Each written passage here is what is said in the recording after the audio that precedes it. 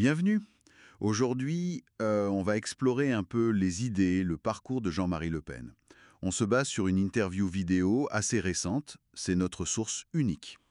Oui, tout à fait. L'idée, c'est vraiment d'aller chercher les points importants de cet entretien pour comprendre sa vision du monde, comment il est entré en politique, son regard actuel. Et on essaie de faire ça de manière neutre, juste en se basant sur ce qu'il dit dans la vidéo. Exactement, on analyse le contenu sans jugement de valeur sur le fond. Ok, alors allons-y. Dans l'interview, il revient sur ses débuts. Il parle de sa rencontre avec Pierre Poujade, son premier meeting à Rennes aussi, après l'Indochine. Oui, et il utilise cette image assez forte, la voix qui crie dans le désert. Ah oui, cette référence Vox clamantis in deserto. Il la présente vraiment comme fondatrice pour lui dans cet entretien. Comment il l'explique? Pour lui, c'était le sentiment de défendre des idées très minoritaires à l'époque.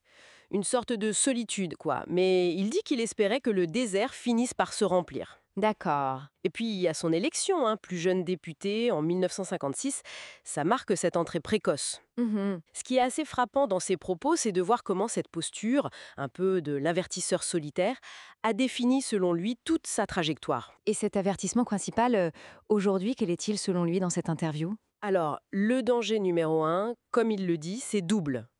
Il y a le déséquilibre démographique mondial. Ok. Et puisqu'il nomme le phénomène de l'immigration, il utilise un mot très fort, hein, tsunami.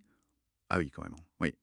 Et du coup, il appelle clairement à changer les lois, droit d'asile, droit du sol, la nationalité si on est en France, regroupement familial, et même la question de la binationalité. Et tout ça pourquoi? Pour résister à ce qu'il appelle un risque d'invasion. C'est ça, c'est le terme qu'il emploie. Cette idée que le combat principal, c'est la démographie. Et il cible particulièrement l'Europe et la Russie, c'est ça? Il parle de continent boréal, pourquoi ce regroupement? L'interview le montre comme pensant qu'ils ont, comment dire, un destin commun face à ces enjeux démographiques qu'ils voient comme centraux. D'accord. Et si on regarde la politique plus récente, il est assez sceptique sur Valérie Pécresse, par exemple.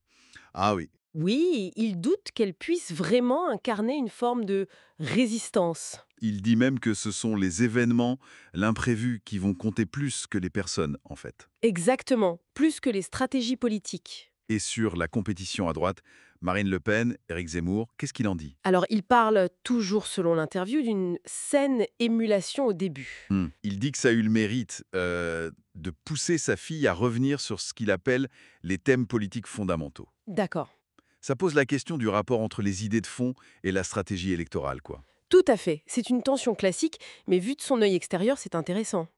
Il y a aussi une anecdote un peu surprenante dans l'entretien. Il raconte avoir chanté à la tribune de l'Assemblée. Ah oui. Mitterrand et roi Chirac et sa reine. C'était pas la peine. C'est assez osé comme style. Oui, et ça colle, si vous voulez, à l'image qu'il donne de lui-même dans l'interview. Il cite la devise de la Légion, honnête et fidèle. Pendant un fil conducteur. Voilà. Il a l'air d'assumer complètement ce rôle d'opposant historique. Il dit regretter de ne pas avoir eu le pouvoir pour appliquer ses idées. Mais bon, Mais il pense avoir fait son travail.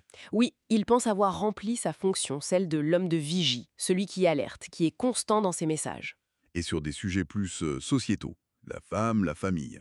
Alors il décrit la femme comme complémentaire à l'homme, il dit qu'elle peut tout faire et en plus porter les enfants. Une vision assez traditionnelle. Strict qu'il rejette. L'interview parle aussi de son nom, Le Pen, qui veut dire le chef en breton, c'est ça, hein? Oui, ou la tête. Et de son exclusion du parti. Par sa fille. Il qualifie ça d'originalité exceptionnelle. Mhm. Il dit aussi qu'il ne veut pas imposer de carrière politique à ses descendantes, même s'il note que sa petite fille, Marion, a aussi été la plus jeune députée. Ironique. Un peu, oui. Donc si on essaye de rassembler un peu tout ça à partir de cette source cynique, Ouais. Qu'est-ce qui ressort?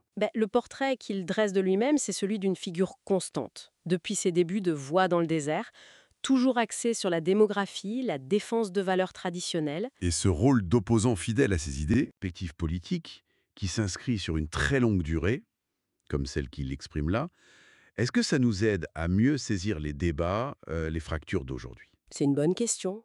Ça peut offrir des clés de lecture, c'est sûr. Voilà, une piste de réflexion à laisser ouverte.